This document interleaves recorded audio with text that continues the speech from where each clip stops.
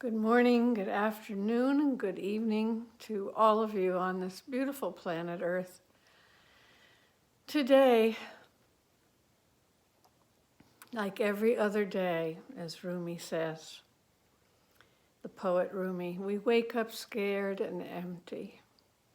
Don't go downstairs and go to your computer. A revised Rumi. Don't go downstairs and go to your computer, to all the habits that you inhabit. Go to the window and look out at the sun, the clouds, the rain, the snow, a bird, a tree, a bush. Feel your feet under yourself. Breathe in, breathe out. Let the beauty of nature be what you do. Let the beauty of fond memories and of friendship, let the beauty of a meditation or a prayer be what you do. The beauty of color be what you do. On your path to healing in this time of great challenge to everyone on the planet. So today we have a practice of finding, as my family has, and every human being who feels for the other, who feels for themselves, has had moments in this timeless time of feeling maybe a little lost or a little sad or a little down. Timelessness. We don't have the same deadlines, drives, ambitions. We are called inward. Inward is a beautiful place. And there are some obstacles inside. Just like a beautiful road we travel on, there's rocks, there's little holes in the road. Those are the most beautiful roads, the roads in nature that aren't perfect with straight lines, but they wind. And we travel those roads when we take our inner journey. So today we're going to practice some things you already know, some things that are new to some of you. And it's entering the body to find more spaciousness. Because we've found through the study of the brain, through psychology, through neurology, that this constant loop of repetitive, often negative thoughts keep us in the past. And they also constrict the musculature, the artery system, the heart, the soul, the body. There are constrictions that we all have of these mental images, constrictions of thought that live in the body. They don't just live out here where we think they're living, but they make an impact in our physical body. Some of these impressions we received in childhood, maybe some, if you believe in this, are past lives. Some we just don't know where they come from sometimes, let's put it that way. But we know that they're here with us. Or something a kid when you were growing up said, and it just keeps repeating itself. You're not good enough. You're unworthy. You're too fat, you're too thin, you're too tall, you're too short. In other words, you just somehow don't measure up. So there's some form of that even the brightest, most beautiful, wealthiest, most evolved being still has some of those thoughts. They may not go away, but we can notice them and we can find where they live in our body. And that's such a win-win. that we know we can have a relationship, begin to not be the victim of these thoughts, or the victim of our body, or the victim of our illnesses, but to begin a relationship, to grow a relationship, to continue our practice with the relationships of these parts of ourselves that invite us to feel lost, insecure, less. And we get a little sad, or even a momentary depression, or maybe it's a week's depression. It's okay. If it's not a chemical depression, if it's brought on by our thoughts, it's things we can navigate. Of course, there are things where we need more guidance than just ourselves, and that's the beauty of it. We have other people to help us as well. There are therapists, there are doctors, there are long-term meditators and people who've been practicing that can help us. Yeah, we all need help. I just read some quote yesterday about the reason we have two hands. One is to help ourselves, and the other is to help another. And that's just perfect. It's just perfect. So let's help one another and go through this journey together. And the first way into the body is to come into the body, to sense it, to be with yourself. In our culture, so many of us live just up here, especially the smarter you are, often. You're living in these thoughts that are just all the time, right? So there is a deep, deep wisdom. Again, they found neurologically brain cells, hundreds of thousands of brain cells in the heart and in the gut. Look at all the trouble people have digesting this world and their thoughts. So we know there's wisdom there, and we actually now know that the wisdom comes from the gut up to the brain and from the heart up to the brain. The brain isn't giving the wisdom down to those places. So let's listen to them. Let's listen. Let's learn how to be in our body.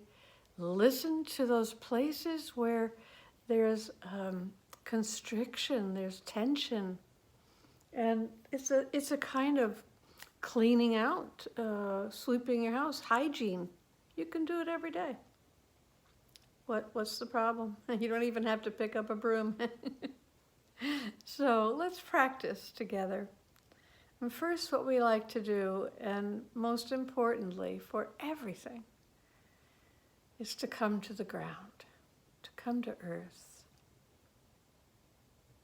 In a way, we could say it's a practice of humility.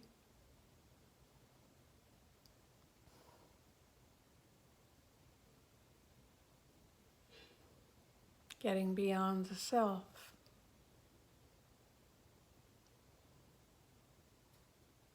Breathing. The heart and the lung, they are in the physical body. The breath is what keeps us alive, the beat of the heart, the movement of the lungs, the breath of air. So let's come even further into the body, down into the feet.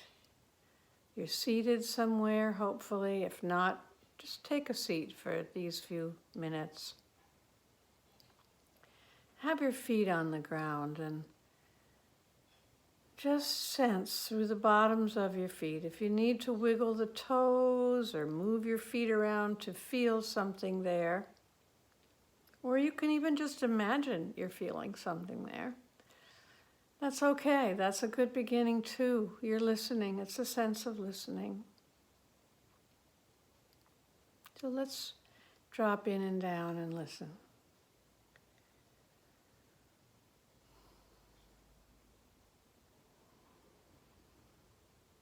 Maybe as your ears get bigger, and you move down in the body, something happens.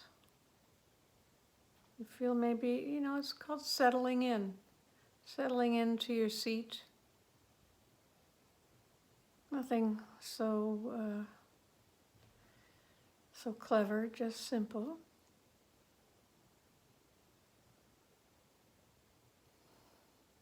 Breathing. Let's do 3 complete breaths together. And many of you know that if we listen well, we know that there's an inhale. There's a little tiny pause. For some it's really short, for others it's a little bit bigger. But we're going to sort of discover it like we're walking into a cave. I'm going to breathe in, see if there's a pause there. Then we're going to exhale, see if there's a little pause there. We're going to do that 3 times together. So let's go ahead with that.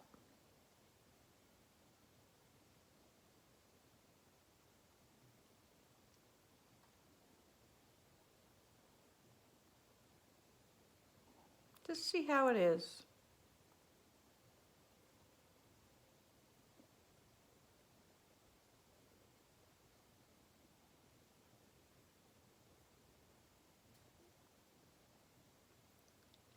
And the last one, take another one and see if you can not judge.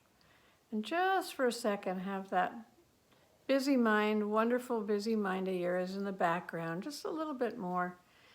And just maybe let's even breathe through the mouth for a moment so you can hear the breath, so we can listen to it outside and inside.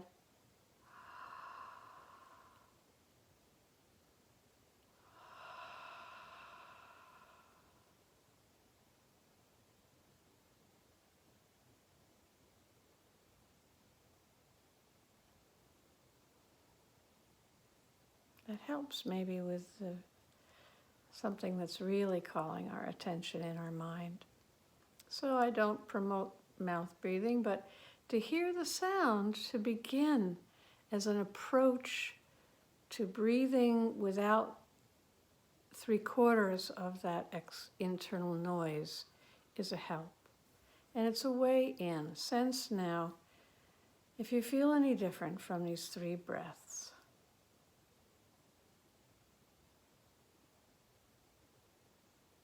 Sometimes I close my eyes to go inside to sense that.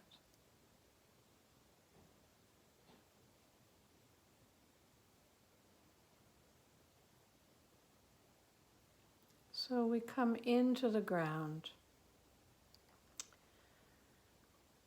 And maybe we begin to invite an imagination of some kind of roots, like many roots or one big deep root in each foot, right? Making a secure, embedded in the earth, not going anywhere. You're on this spot for now.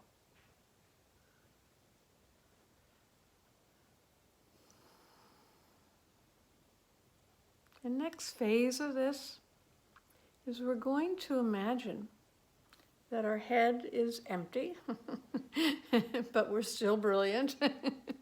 Our heads are empty, like a cave. Some of you have been in these amazing open caves. I was in one on the Isle of Strasa. I'm not remembering the Strata or Strasa. It's just off of the island of Iona. And it is a miracle. Mendelssohn wrote a concert, a symphony about this cave. Some people call it Fingal's Cave. It's on the island of Strasa, or Straffa.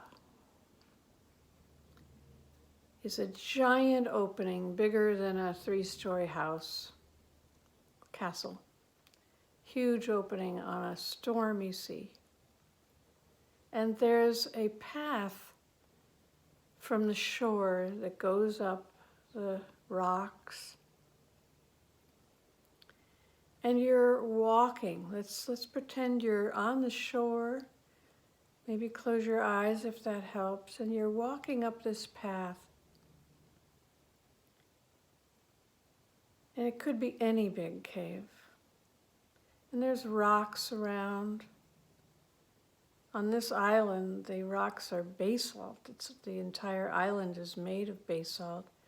So all of these mineral rocks are they have 6 sides to them. It's a very special place. And it's as deep as a football field.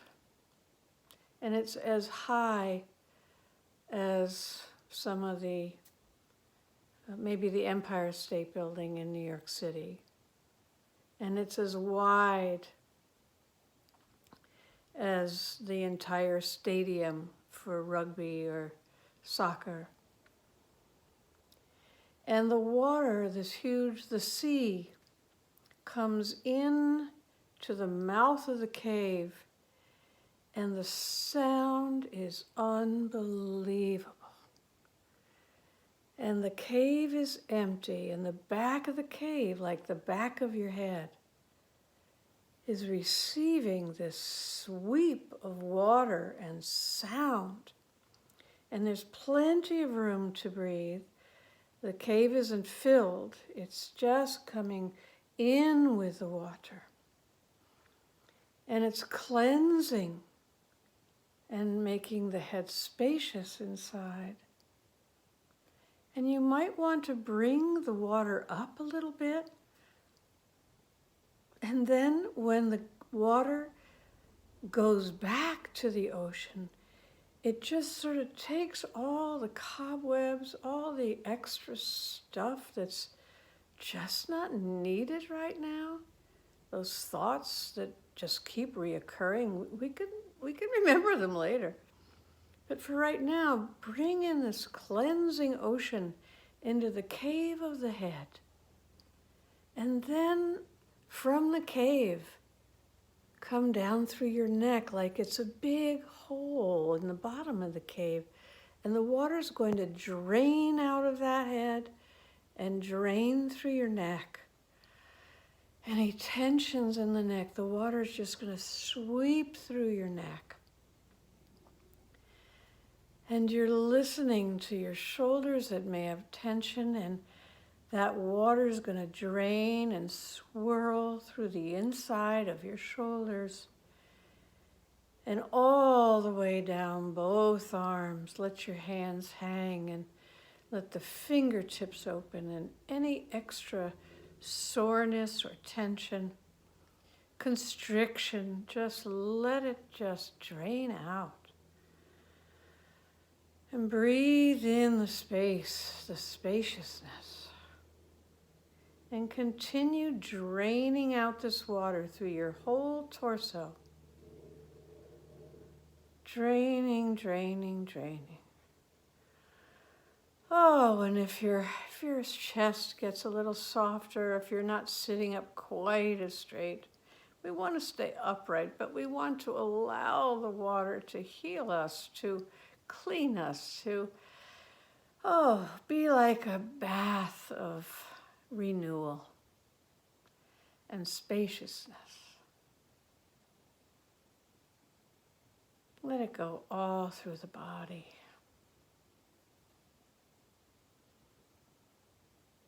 Around the guts, all the organs.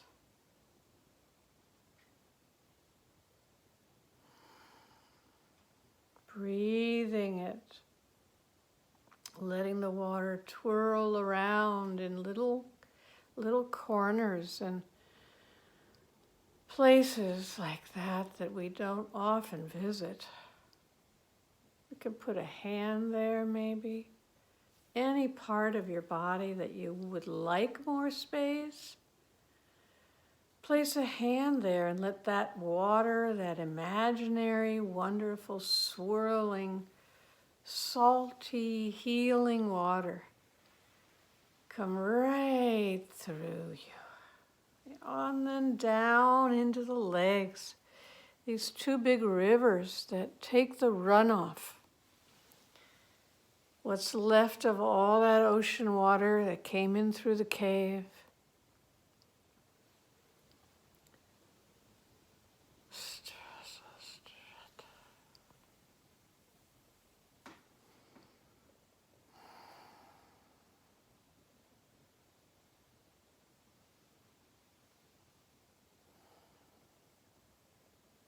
and out the bottoms of your feet.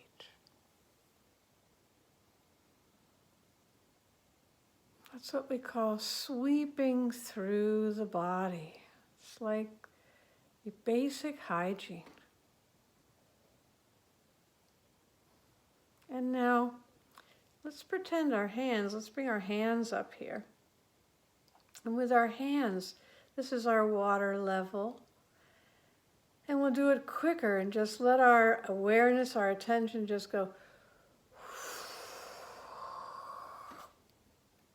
3 times.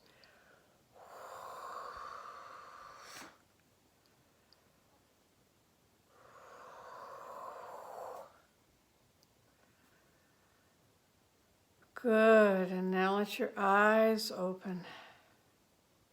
And feel if there's a little more space inside. Maybe you're a little more grounded. Maybe you remember feeling like this. It's not so cramped and constricted. And now for the icing on the cake, as we say, or for dessert. Right where you are, begin to let your arms come up, up, up. And just the tiniest stretch. Feel your ribs open and widen, maybe your eyes open a little bit more.